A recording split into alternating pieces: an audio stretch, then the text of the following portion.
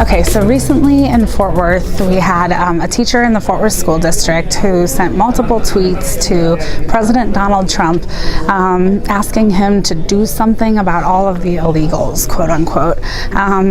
We are at a school board meeting right now where a decision is going to be made about her employment with the district and continuing her employment with the district, or hopefully not. And the big issue is that teachers hold a lot of power over shaping the way that students see the world. They're responsible for creating a safe and welcome environment in the district. And actually in Fort Worth ISD, a resolution was passed in 2017 where the school district made a statement that the district was going to be a safe and welcome place for students regardless of documentation status. So obviously we have a huge issue where a teacher exposed the documentation status of students who were under her care. She acted recklessly and put them in harm's way, where they would, if she had succeeded, they would have been removed from the public school that they have a constitutional right to attend. So that's why we're here, and we're trying to get this lady fired. So.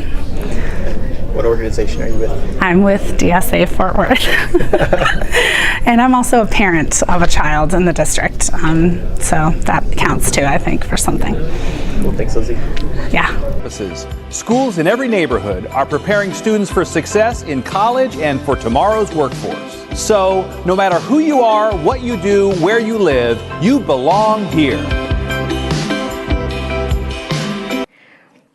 Racism and hatred are like a nasty plague that will continue to spread until a community comes together to say we will not allow this in our community.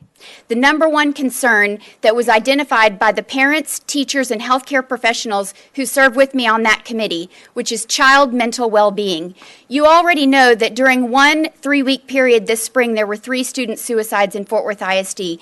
Truly, our top priority must be safeguarding the mental well-being of students in our district. Growing up as an undocumented student taught me that educators can build you up and inspire you to soar through the sky, or they can break you by dehumanizing you. As a Roman Catholic Christian, I know that Jesus welcomes all of our children.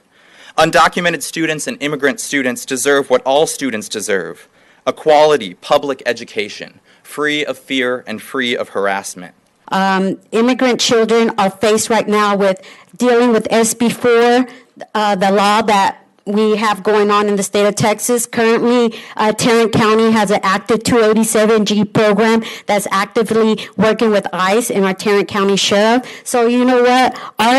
Our immigrant community is faced with racial profiling, faced with all kinds of discrimination in the community, and our immigrant children fear deportation of their parents, and we don't need this. We don't need this kind of this type of teacher in our schools. And suicide is on the rise in our communities, especially in the Latino communities. So I know all of you care for our children, because if not, you wouldn't be doing the job that you do. But the mental well-being of our children is far more important than anything. Children come first. Data has shown that in order for learning to happen, students must feel safe and supported first. Or as the late Rita Pearson said in her legendary TED Talk, kids don't learn from people they don't like. 2, let's get one thing straight, ma'am. No human is illegal.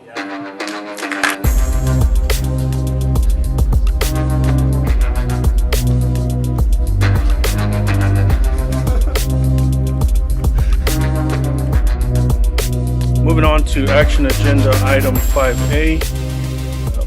Take action to approve the proposed termination of Georgia N. Clark's continuing contract for good cause pursuant to Chapter 21 of the Texas Education Code.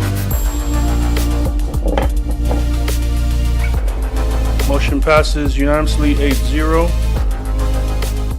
So my question is now, there's how many more of her are out there in our district?